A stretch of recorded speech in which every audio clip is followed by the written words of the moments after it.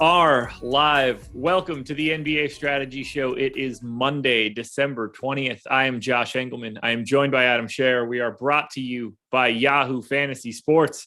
And we have, at least for this particular moment right now, a 6-game NBA slate. Who knows if that's what we end up with at the end of the day? The rate things are going, they might add games for all I know. I can't keep track of it any longer. Before we do anything, hit that like button, subscribe to the channel, and hit the notification bell so you know when everything goes live. Adam, how was your weekend? It was good. Didn't make any money, but had some good teams. Almost got there Saturday night in basketball. That would have been fun.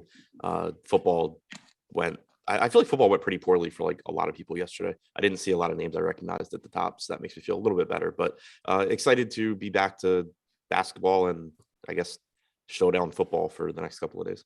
Yeah, a lot of showdown football coming up. Basketball is here, maybe to stay. That we'll find out in the next couple of days. I don't know what we're going to end up seeing with the NBA over the next 2 weeks, but it's starting to get. I think the NFL going the route of, okay, we're just not going to test these guys anymore, it really opens the door for the NBA to just be like, yeah, we're going to do the same thing. I look at it the opposite way. The NBA actually cares about their public image, and the NFL does not in any way, shape, or form. So I could see the NBA zigging while they zag. Yeah, but they really don't want to stop. I agree, but at the same time, if you're just going to be running out teams, like I read an article on The Athletic today about how, like, do the Christmas Day, like, do the broadcasters even want to show some of this dog shit on television on Christmas Day? I mean, it's a point where the only two options they really have are pause the season or stop testing. Like this is untenable. They can't just keep doing this. So I think that they're going to follow the NFL's lead over stop playing games. I don't know what they're going to do because they also changed up the roster rules to allow you to just sign people once people test positive for COVID. So I think that we're going to get the opposite of that, which is we're just going to play a bunch of dog shit players that don't belong in the NBA for a couple of weeks. I don't know. I don't know where it ends up. Ultimately, it doesn't really matter to me. If there are NBA slates, I'm going to play them. I think all of the things that are happening are a benefit to us and to the people that watch this show or our shows, because we're going to talk about it in a better way than most. And if they happen to shut down for 2 weeks, I am not going to be mad about a vacation. Yeah, I'll say if they happen to shut down, I'll just go somewhere warm. Yep, absolutely. And I'm already in somewhere relatively warm. It'll be warmer than this. Actually, so am I, weirdly, in the middle of December. Yeah. Today is cold, oddly enough. I think it's because my parents are flying down here. They're bringing their bullshit Northeast weather to me. But for the past week or two, it's been 70 and sunny and amazing. All righty. Let's just dive into this one. We're going to start it off with the game that we know quite possibly the least about. The Philadelphia 76ers, which are now officially 3-point underdogs in Boston with a 213 total. All right, deep breath. Questionable tags. These are the most important pieces here.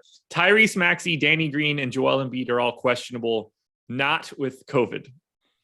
Ben Simmons is obviously out with whatever you want to call it. Shake Milton, George Niang, Andre Drummond, Furkan Korkmaz, and Jaden Springer are all out.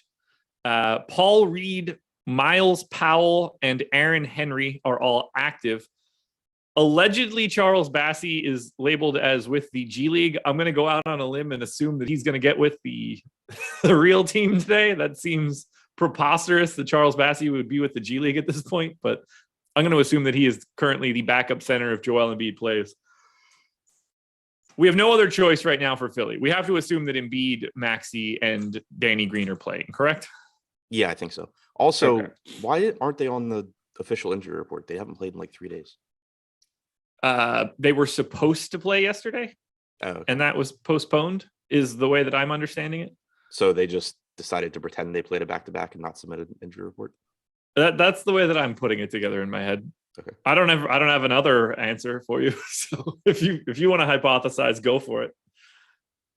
No, I mean, that makes sense to me. They got a deadline extension and decided to just abuse it. So ownership for this team right now is completely meaningless. We've got Tobias Harris at 35% on DraftKings, where he's 8,700. But did I paste these in the wrong spot? That's the only way that this is going to make. Yeah. Okay. He's 35% on FanDuel, where he's 7K. was going to say, there's no way that this is correct. But either way, a lot of this is assuming that we've got these Q tags because Joel Embiid is going to look pretty damn tasty on FanDuel at 10,500 if he is actually in this game on a 6-game slate. Where do you stand for Philly right now? Because if we get Embiid, Harris, Maxey, Curry, Danny Green, and I guess we could add Thibault to this mix, those guys are going to play a lot of minutes. Yeah, but they're also pretty expensive on DraftKings. Like if they're fair. all if they're all in, I think that Embiid, Harris, Maxey all look fine. But I don't think that, given the current state of the NBA, that they would necessarily stand out as top options. Yeah, I guess this is more of a FanDuel thing where Embiid's $1,100 cheaper. Tobias Harris is $7K on FanDuel, $8,700 on DraftKings, so $1,700 discount there. Tyrese Maxey is $6,600, has MPE. Danny Green is $4,700, which isn't a great price, but like you got to assume Danny Green's probably more than 6% owned at $3,800 on DraftKings if this one works out well and he ends up being in. $4,700 though, if he's going to play north of 30 minutes, shooting guard, small forward, I've got a little bit of interest there. Thibault could go from like not all that interesting to very interesting very quickly on the slate, potentially based on Danny Green's status. What do we actually like from Philly then? Nothing? It's too bad Horford's out for Boston. We could see that that Embiid Drummond front court. Yeah, I mean, if everybody's in, which is obviously pretty unlikely, like there's a good chance that somebody sits and opens up minutes. But if everybody's in on DraftKings, at least, I don't see a ton that I love. Like Danny Green at 3,800 would look fine. And Embiid, obviously, you can always roster him. Maxey missed last game, but 2 games ago played like 42 minutes. You could certainly see plenty of run from him. But if they're all in, I just don't really think they stand out compared to what other options are going to look like on DraftKings. If you were to get something like Maxey out, then it opens stuff up. But if we're assuming they're in, I don't see a ton that I love on DraftKings. Yeah, I have everybody in right now. Danny Green hit my optimal in like 13% of the time on DraftKings at 3,800. That's the highest mark of anybody on Philly. I think that seems pretty reasonable. I got him in for 32 minutes at this point, but nobody's just flying off the page today on the DraftKings side. FanDuel just looks a little bit different. There's no reason to hypothesize like if Embiid's out, this is what we do. If Danny Green's out, this is what we do. If Charles Bassey is with the team and Joel Embiid happens to get ruled out, though, $3,500 Charles Bassey is going to look pretty damn good on DraftKings. For sure. After that, gigantic shrug. Please make sure you're watching the Deeper Dive in Live Before Lock tonight. And then we go to Boston. This one is equally as shitty. So questionable tags on Jason Tatum, Dennis Schroeder, and Romeo Langford.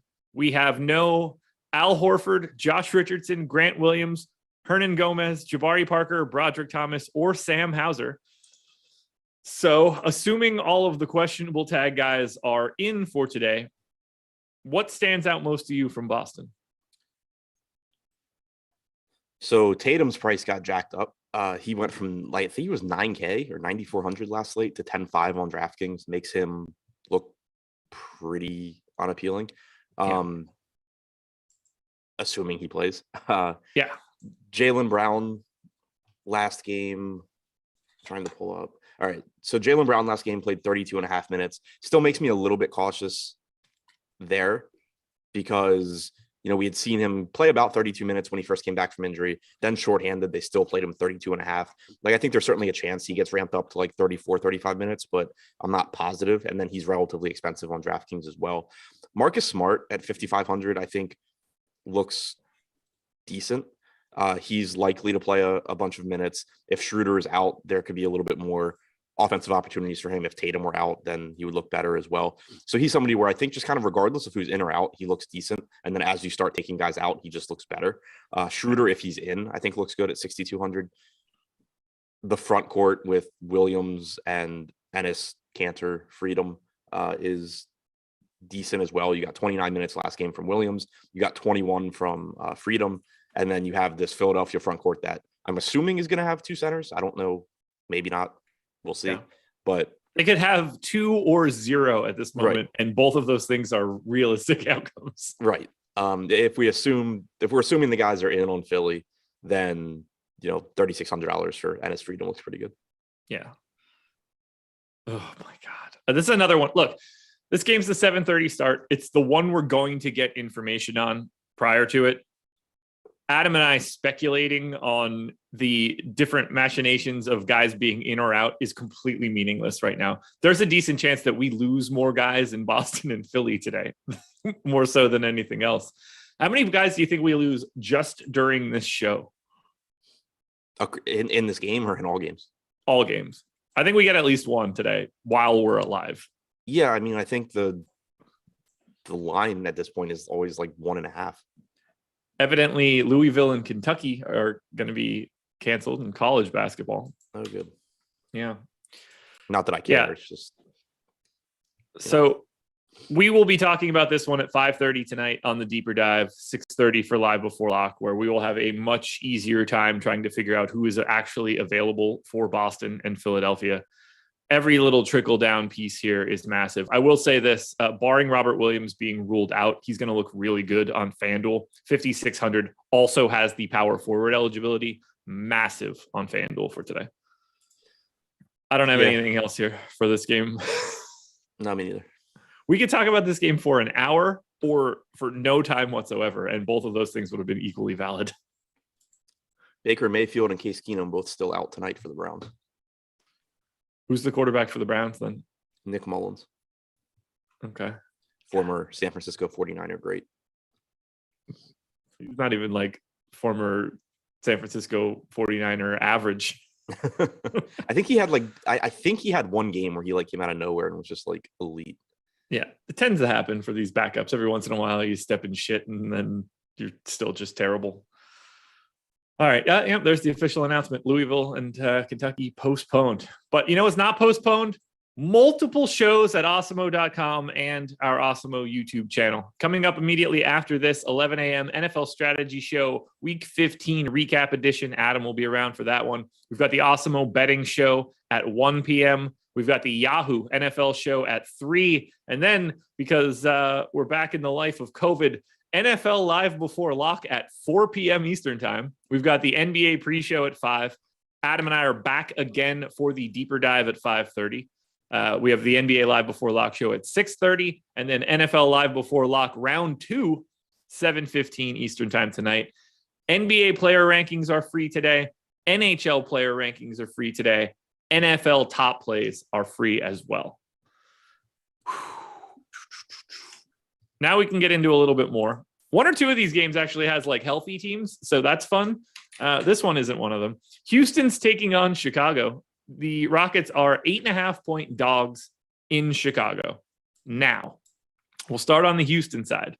For Houston, we have no Kevin Porter, no Jalen Green, and a Q tag on Armani Brooks. Let's also not forget that Daniel House is no longer with Houston.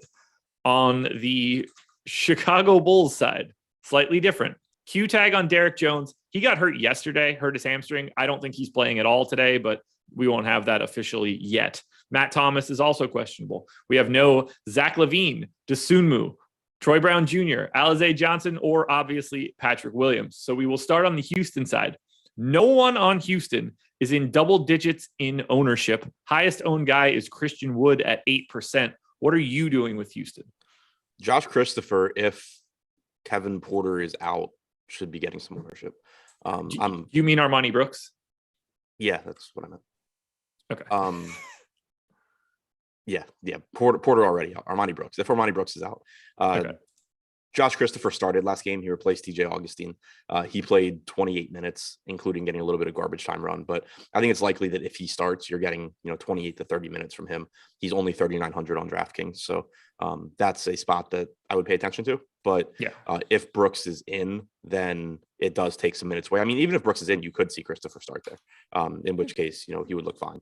But if Brooks is out, the minutes are a little bit more stable. Yeah, I didn't totally know what to do for those guys yet. I don't really know if Brooks is in. I'm not even confident in what his minutes would be. Right, exactly. It's tough because we've seen Christopher pretty much play his way into a bigger role. He's impressed Silas. Silas is giving him more minutes now. So I don't really know what happens when Brooks comes back. Do they just say, hey, cool, that was fun while it lasted. Now go back to the end of the bench to Christopher? Or do they just say, okay, now Armani Brooks is going to come off the bench and he's just going to take DJ Augustine's 18 minutes or something? Yeah, I didn't. So I gave Christopher 26. I gave Armani Brooks 24. I have no comfort level in any of those things. That seems pretty realistic. Yeah, I mean, And Christopher looks pretty good at 3,900 for that too. Like thinking through the rest of the lineup, I assume only one of them is going to start. I don't think Yeah. Eric Gordon's going to the bench for Armani Brooks. They just paid Garrison Matthews. I don't think he's going to the bench for Armani Brooks.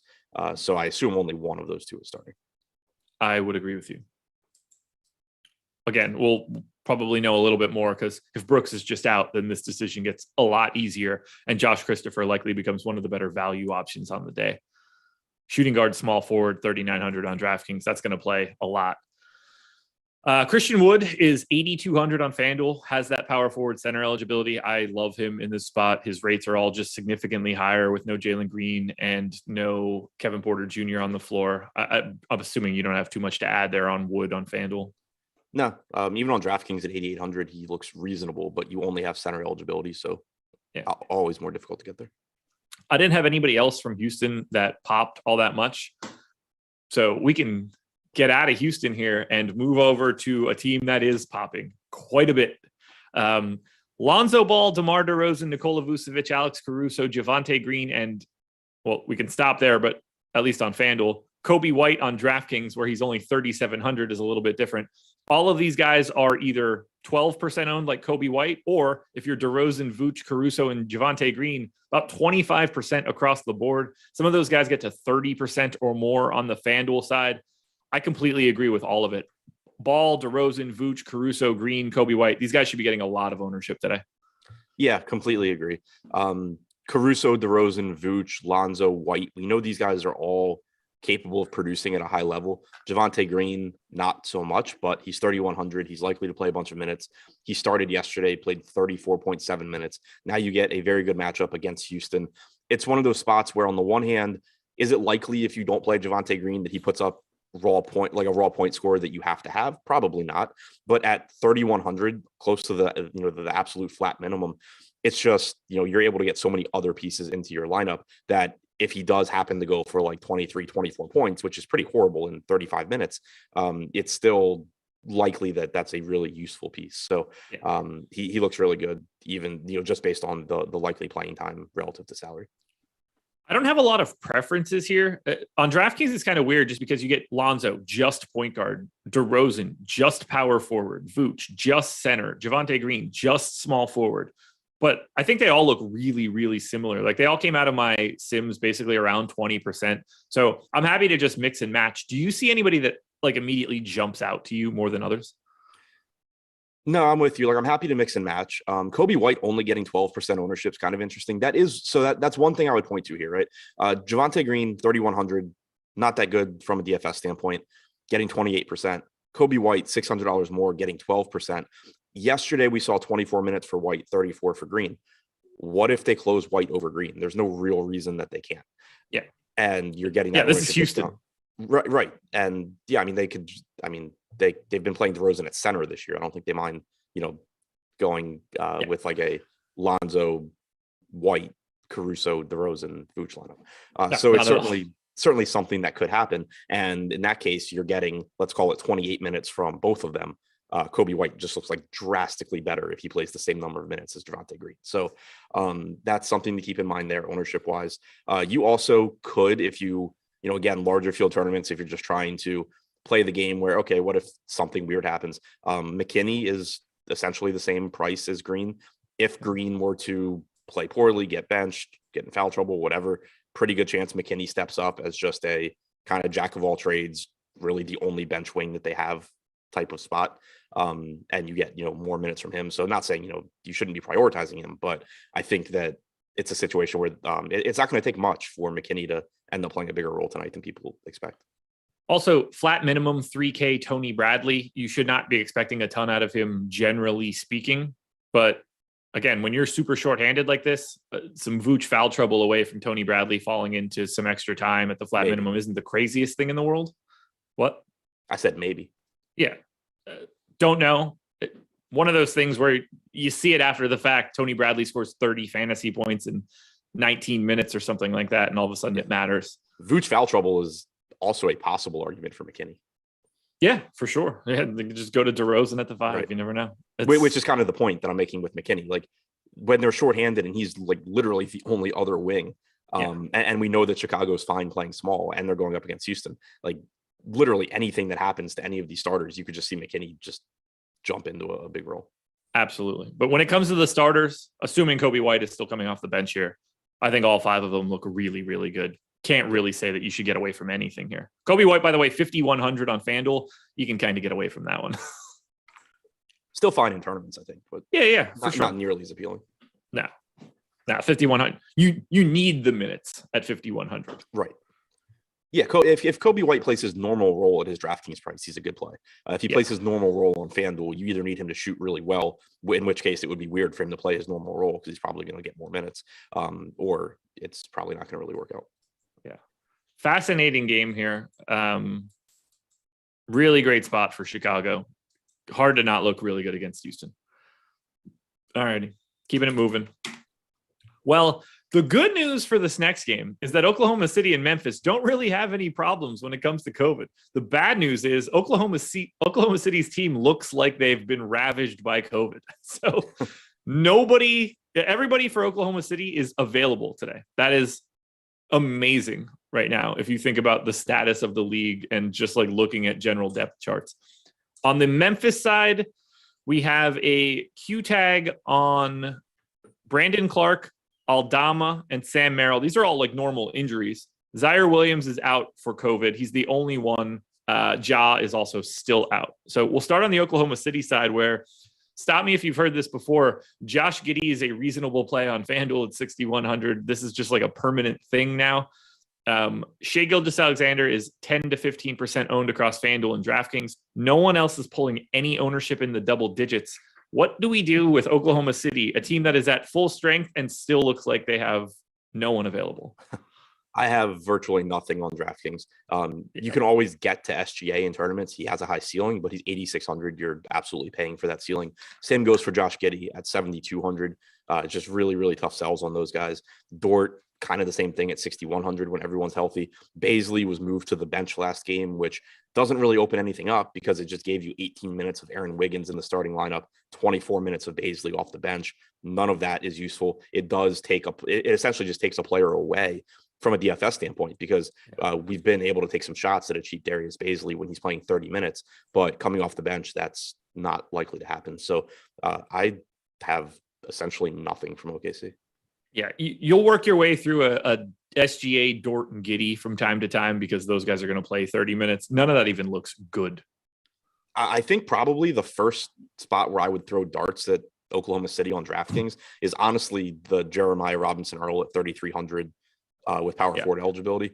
I would throw Favors in there too at 3,200. He's only a center. But like with Robinson Earl, he's likely to play 20 minutes. There's some games where he just happens to play more. So it's not a spot that you feel good at all, but he's at least really cheap and maybe could get some extra on. But I have basically nothing. I didn't realize that Giddey was 7,200 on DraftKings. That is amazing. At least he's got the good eligibility, but holy shit. So yeah, that's fun. That's Oklahoma City for you. On the Memphis side, does the status of Brandon Clark matter to you today? Does the status of a little bit because Steven Adams has been playing quite a bit, but and Clark was backing him up before he went down. But at the same time, they've had Tillman behind them, so they've kind of just thrown Tillman into Clark's role. So I don't think it matters too much. Okay. Well, then we got a lot of ownership coming in here. Dylan Brooks, 25% owned across both sites. Tyus Jones is still pulling 10 to 15, depending on the site. Desmond Bane is 15% owned across both sites. Jaren Jackson continues to pull a ton of ownership, 30 on FanDuel, 20 on DraftKings. Steven Adams is 10 to 15% owned, depending on the site. You get a little bit of Kyle Anderson, potentially. I'm sure you'll play DeAnthony Melton. What do we want to do with the Grizzlies? Yeah, so they just look pretty good. It's a good matchup against OKC. They are pretty cheap. Jaren Jackson Jr. has reverted to last season's inability to stop fouling, but if he manages to figure out how to not foul any of the extremely low usage OKC players, he would probably play 30 minutes or so at 6,700. He has about a 27% usage rate in the games without John Morant this year, so he'd look pretty good. Dylan Brooks playing a lot of minutes as expected, shooting a lot as expected. Just looks like a good option at 6,400. He should get some ownership. Bane, Tyus Jones, both I think priced about where they should be, but also they still give you a ceiling, and they're not likely to pull a ton of ownership. We actually have Bane at 18% right now, but Tyus Jones only at 10. I don't mind getting to those guys a little bit in tournaments. And then I mentioned it with Steven Adams. He's only 5K. He's been playing more minutes. He played 36 minutes yesterday. You've pretty frequently been getting 30 plus from him. Not a bad matchup, not a bad price tag. Only getting 15% ownership. I think he looks good. Boston, as the Boston Celtics, will now require all home team players to be vaccinated. Announcement from the mayor earlier today. Oh, okay. That makes more sense. I thought you were saying the Celtics announced that they would require all home team players to be vaccinated. I was like, okay, so that means they need to be vaccinated. And then what are they going to, how are they enforcing this on the road? Yeah, no. Employees and attendees at indoor entertainment venues must have at least one dose and be fully vaccinated by February 15th. I thought that was already the case. When I went to the Red Sox playoff game, I thought I had heard that you needed proof of vaccination to go to like the Bruins games. But I guess I don't know. Not sure. Yeah, I think Memphis is looking pretty tasty today. Maybe a tad over-owned just because of what's going to open up, but it's hard to prioritize any individual for me. I think they all look pretty similar. Brooks, Jones, Bane, Jackson, Adams, all in that like 10 to 15% range coming out of my sims. But I'm going to be getting into a lot of Memphis because it's obviously fun to roster teams again or roster players against OKC. They're not very good. Anything else for this game? No, Cantor said Celtics in a similar situation to the Raptors, also to the Nets. Yeah. And the Knicks.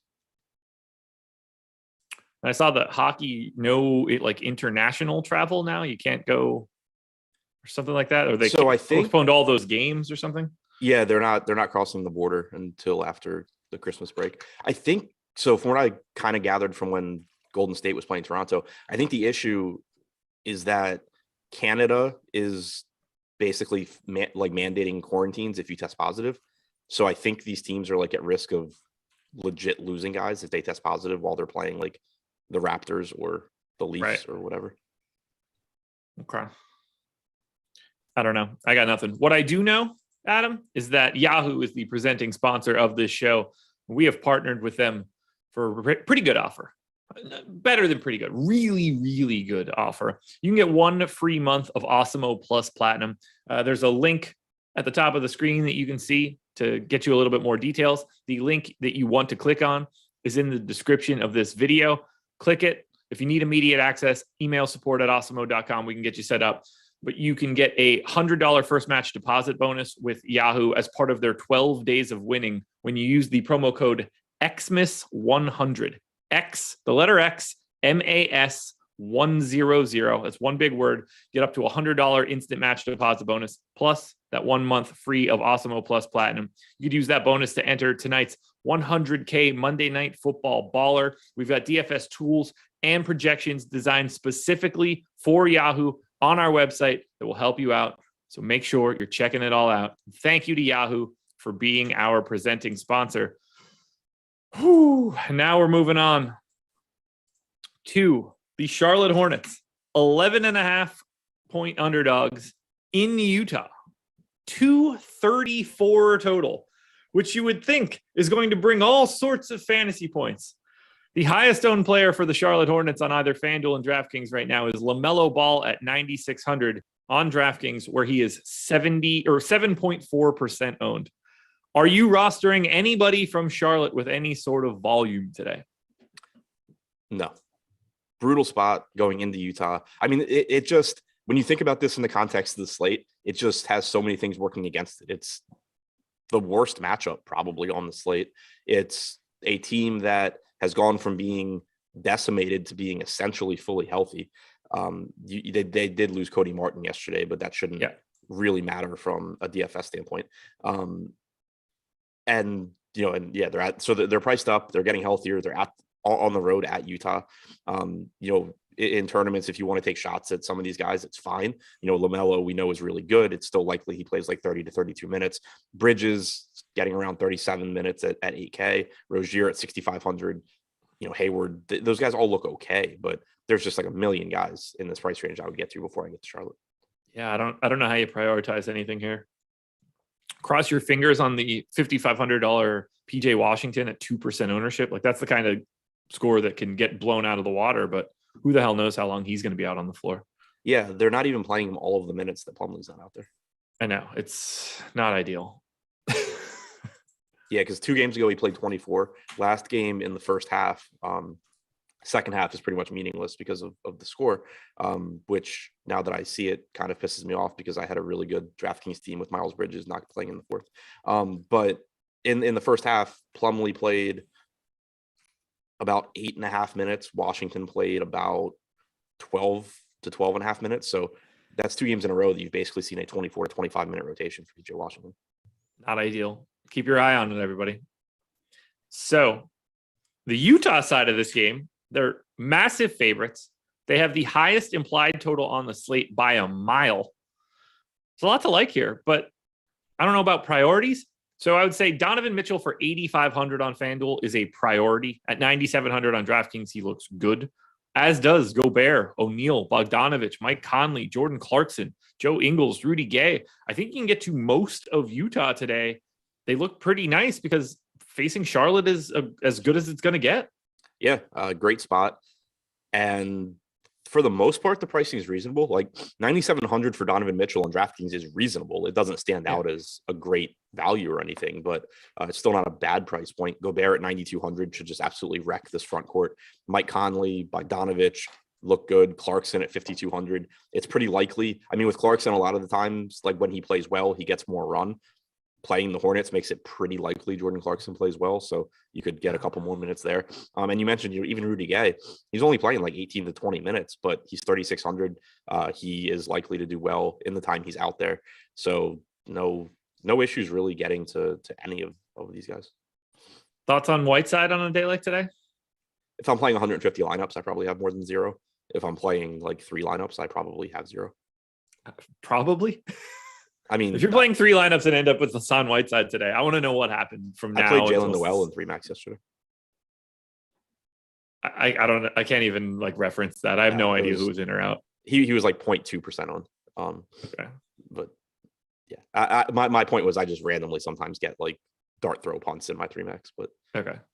Yeah, I was gonna say like Jalen Noel could have played 36 minutes yesterday, and I have no idea. And that could have been like a really Josh Okogie was out, but okay. He was just like a $3,200 0.2% on guy that scored like 28 points. Oh, so he played legit? Yeah. Okay, nice. Yeah, I really like Utah. Come remotely close to cash, but right. My point was just like sometimes I look at my 3 max teams, I'm just like, oh wow, I hate that guy, and then I look at the rest of the team, and it's like, yeah, okay.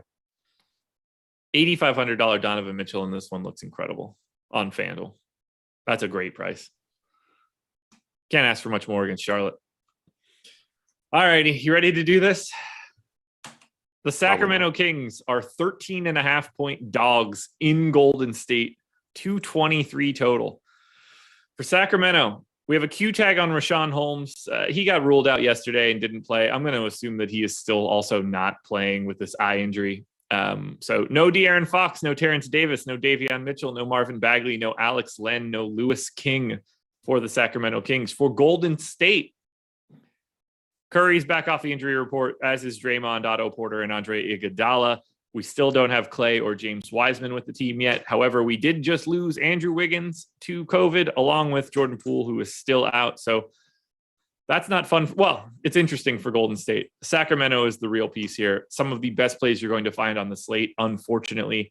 Halliburton looking exceptional, 7,700 on FanDuel, 7K on DraftKings, going to play a ton of minutes. Buddy Hield, probably the best play on the slate, in my opinion.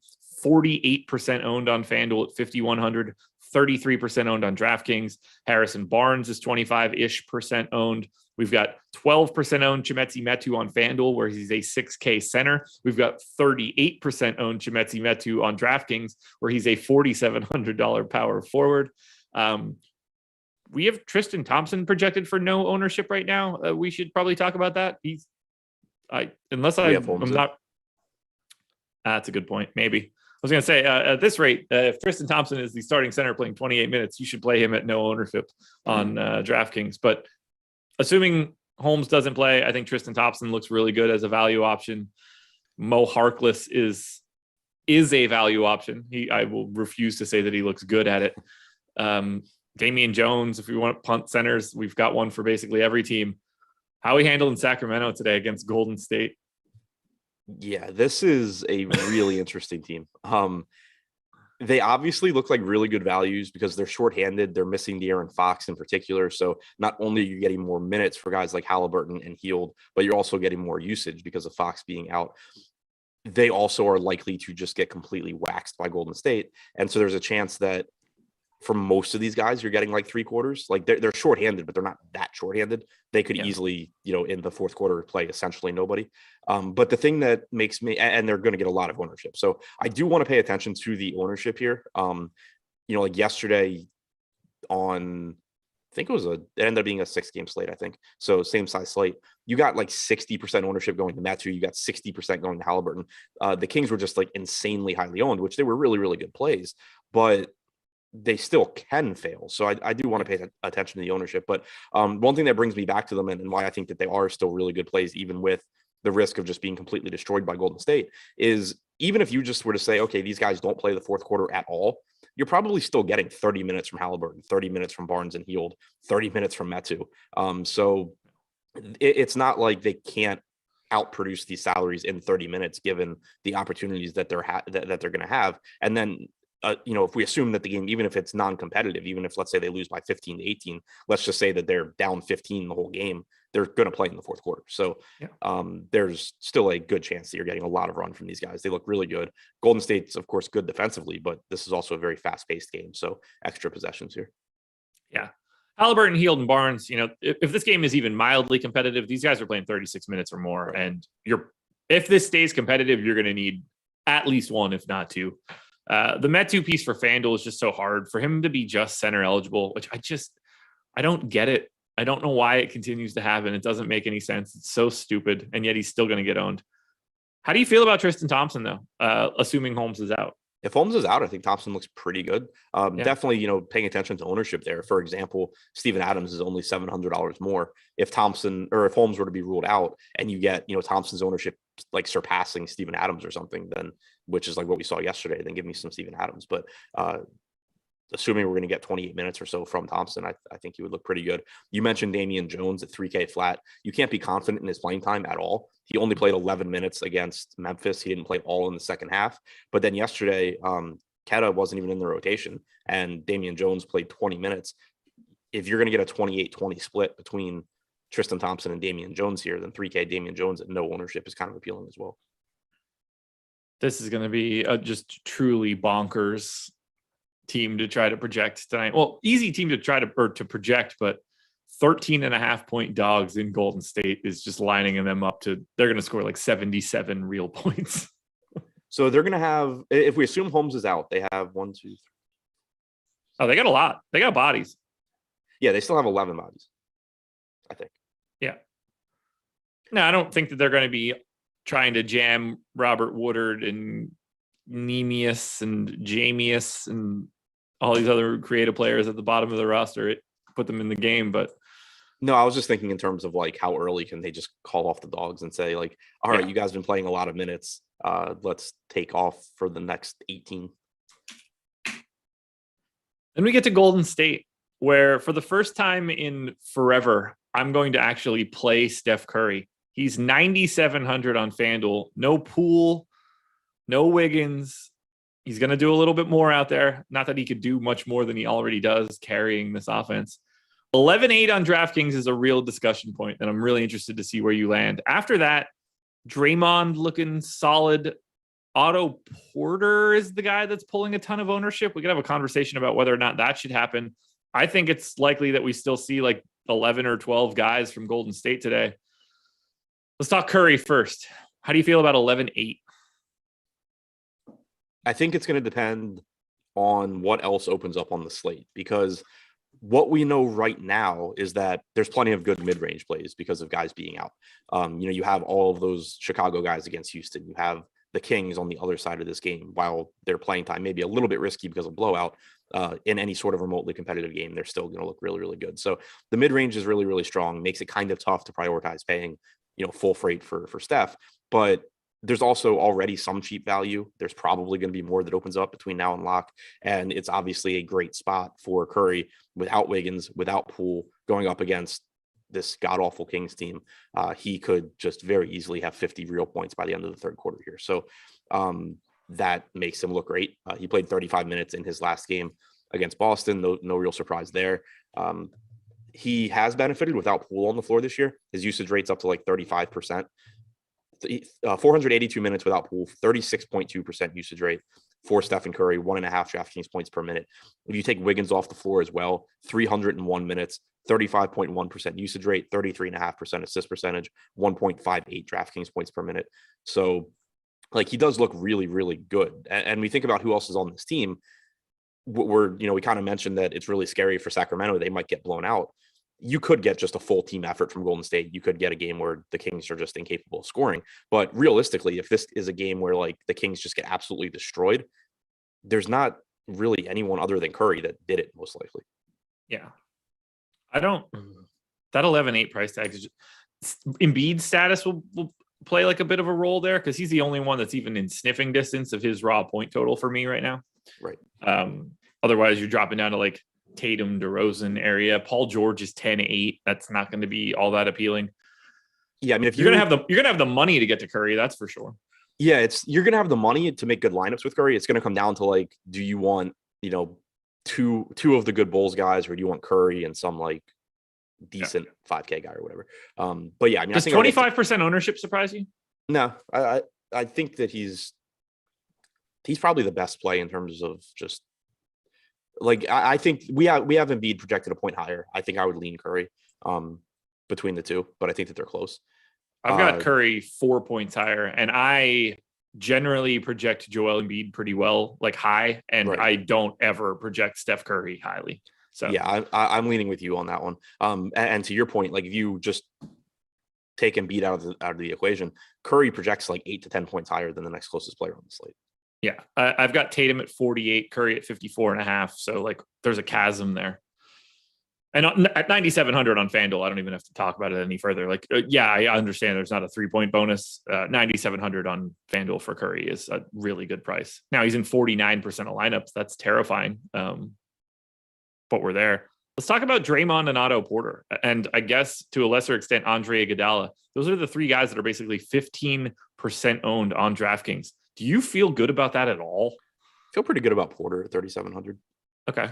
He's kind of been, he only played 17 minutes last game. But typically this year, we've seen him get some more run when guys are out. He can easily step into, Wiggins' role here. He's averaged 0.91 DraftKings points per minute without Poole or Wiggins on the floor this season. Iguodala looks fine. He's at 0.81 DraftKings points per minute without those guys. He actually played 24 minutes against Boston. That was something that I think is important to see because he had been out for so long and just kind of so limited recently. So him at 3,200, not exciting at all, but could get to 24 minutes. I think Porter's the one that I go to first, though. Okay. Yeah, I think he's probably the best option there. I don't mind taking a shot at Gary Payton. I projected 12 dudes in today. I gave Kuminga minutes and Moody minutes, Chioza minutes.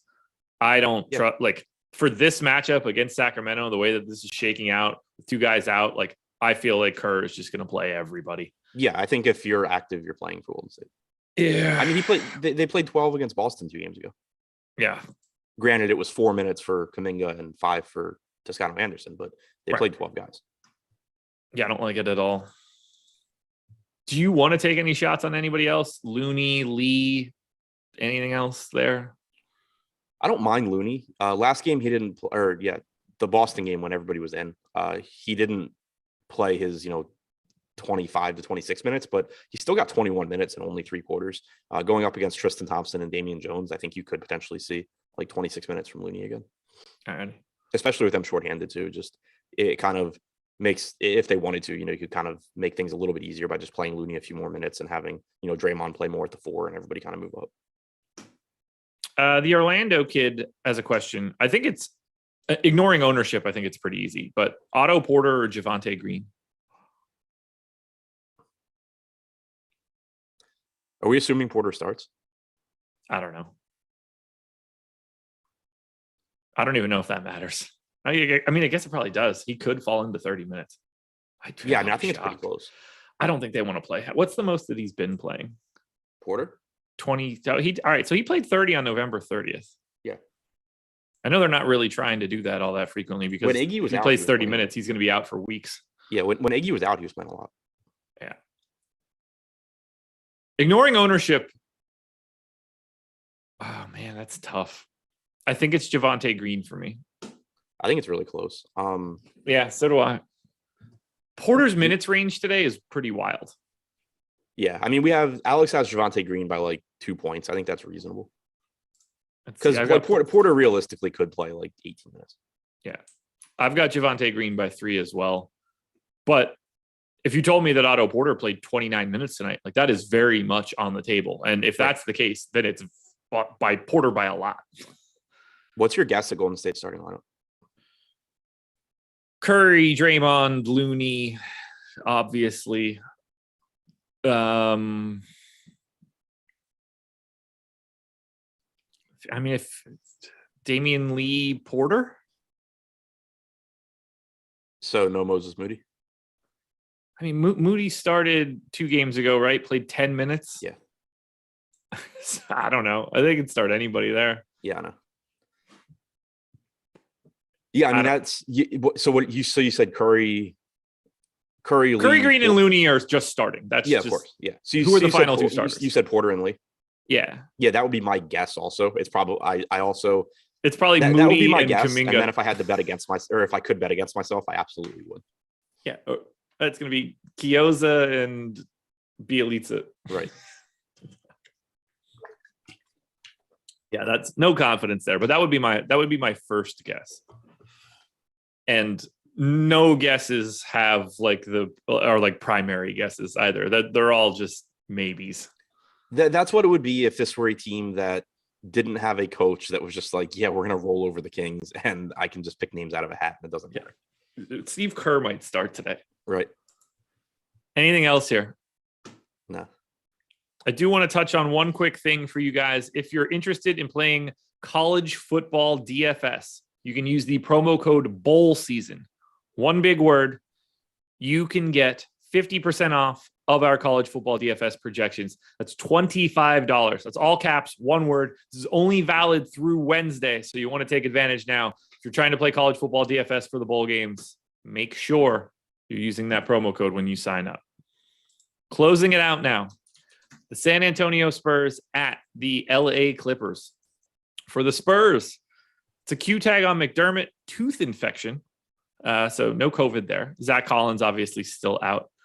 On the LA Clippers side, questionable tag on Paul George. He has been out for a while. He is properly questionable on the injury report, though. No Marcus Morris, no Isaiah Hartenstein, obviously no Kawhi Leonard, no Jason Preston. Serge Ibaka is available. So for San Antonio, on FanDuel, we've got one really good play. That's $9,100 DeJounte Murray. The next highest owned guy on FanDuel for the Spurs, 3% owned Jakob Poeltl. So not a lot of popularity coming into San Antonio. I will note once again, for just in case the guy from Twitter is watching, Thad Young just doesn't play anymore, dude. Sorry about that.